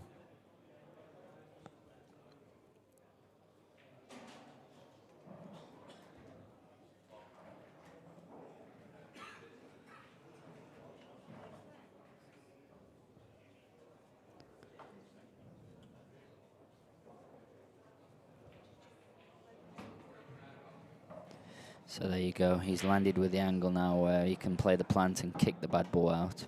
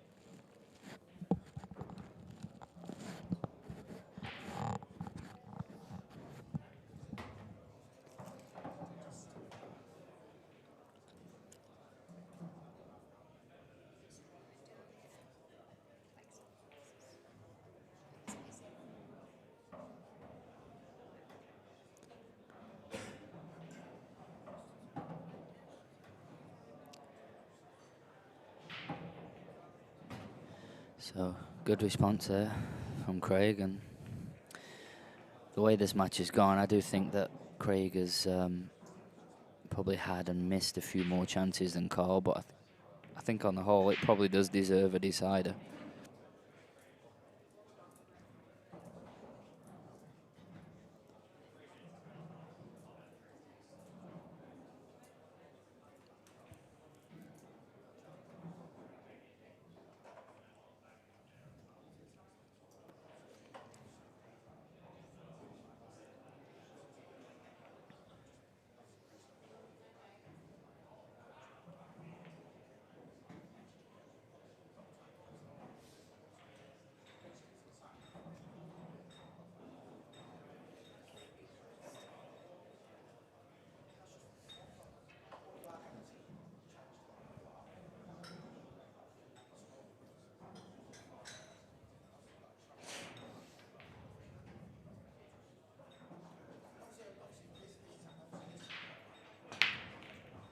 Good break again.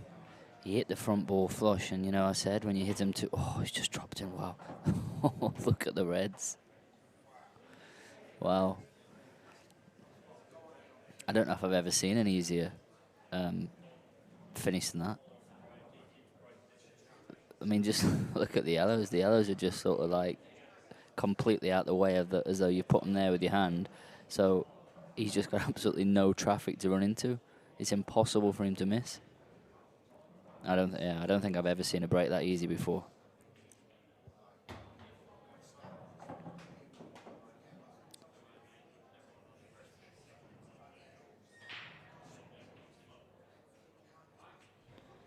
And obviously it was sort of last ball rolling as well. It sort of stopped and then fell over the slate. And I was just going to say, again, when you hit him too hard and hit him at the pace he's been hitting him at, he didn't make a ball, but that's unbelievable, to be fair.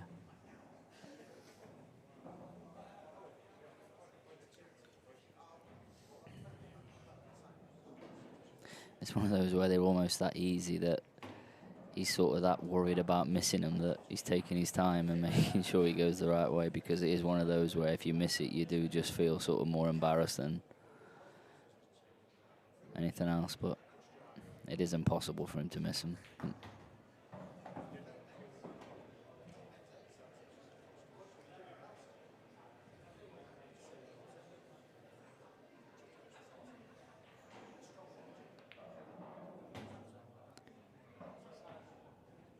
So right middle, right corner, left middle.